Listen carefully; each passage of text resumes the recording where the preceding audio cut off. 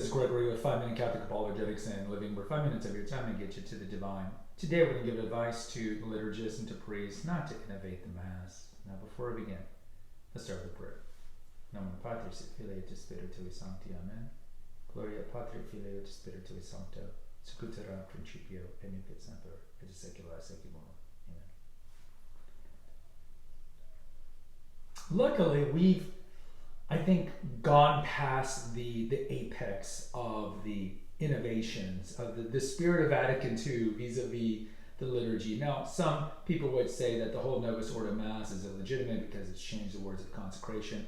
But let's just stick and say that the Mass is valid. Certainly, we saw starting in the 70s and 80s, and you can find compilations of this on YouTube, of just some ridiculous Mass innovations. Some of them I've seen. I remember going to a nominally Catholic university in the early 90s, and we literally had a liturgical dance during the Our Father. People would come out dressed in like pantomime and do an interpretive dance for the Our Father. So I saw a lot of those growing. I mean, I would just laugh. I just, I didn't think it was interesting. But again, we've seen this experimentation. We've seen these innovations. And I think luckily now the pendulum is oscillating back. But I would give advice to liturgists, not that any are watching this, of course, but innovations in Masses never work. You've seen, sorry about the mic wasn't on. You've seen innovations in Mass, and if you've ever gone to a place, and even little things, like the hand holding or the orange posture during the Our Father. I remember going to a Mass for several years where right before the offertory, the priest would essentially stop the Mass and do the birthdays, do the anniversaries, and then would do the joke of the Mass, literally a joke. And then he'd be like, let's get to the liturgy of the Eucharist. And then he'd prep for the offertory. Even those little innovations. And the thing is, we grew up with the Mass, right?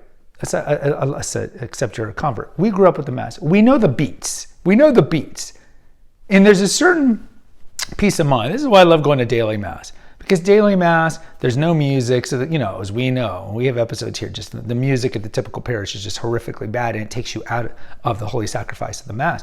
So the daily Masses are great because there's no music, and you know the beats, right? And so if you ever go to a new parish, or you have a priest who likes to innovate the Mass and throw in his little colors and flourishing, it just distracts you, right? It takes you away from the holy sacrifice of the Mass. Now, certainly this channel, it would be considered a traditional Catholic. I consider myself a traditional Catholic. And so anytime you see these innovations, the typical trad Cath response is you're like chalkboard, right? Nails on a chalkboard, and you can't stand it. And I would just say, look, we don't need them. You think as the priest, let me do this, let me do that, let me add some words to the general instruction of the Roman Missal, because remember, they're just supposed to follow the germ. Let me do this, let me add my little flourishments at the end of Mass, before Mass, whatever it is. People would like me more horizontal approach, more fellowship approach, be cute, wink, wink, it's great. No. The Church, in its wisdom, protected by error, by the Holy Spirit, gave you the general instruction of the Roman Missal. Stick to it.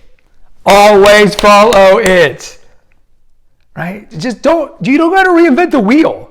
Because when you reinvent the wheel breaks. The wheel doesn't work when you think you can do better than the germ.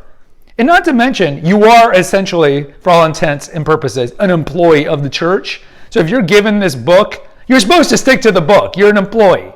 Okay? You don't break the pattern, be an apparatchik, for lack of a better word, the old communist term, and just follow the book.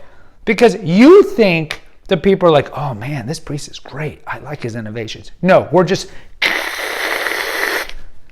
And it distracts us. How many of you, majority of you watch this, a small channel, are traditional Catholics? How many, post in the comments, have gone to so many Masses where you're just wanting to blind yourself, like Oedipus Rex? You just want to blind yourself because you can't handle all these innovations.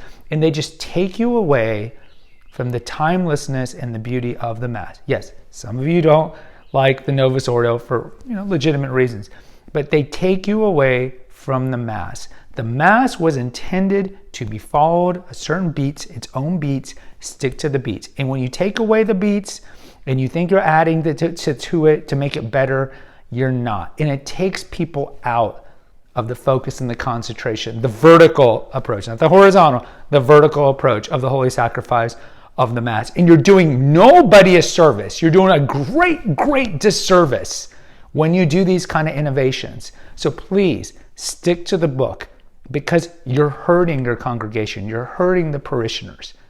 Do the Mass the way it's meant to be done in the germ and stick to it. And don't add any flourishments. And I would even say like little flourishments. I've been to Mass where the priest will add the Ave Maria, Hail Mary, in the Mass. I love the Hail Mary, right? I don't have a problem with the Ave Maria. But again, don't put it in the Mass because it's not in the germ. If you want the congregation after the final blessing and before you proceed out to do an Ave Maria or St. Michael's prayer, like we used to do before Vatican II, okay, once we do that final blessing, if you want to add an Anima Christi prayer, that's fine. But between the first sign of the cross and the last sign of the cross, follow the germ. You're doing nobody a service by doing your innovations. Guys, post in the comments. I'd like to hear from you if you agree or disagree. Until next time, take care. God bless and pray.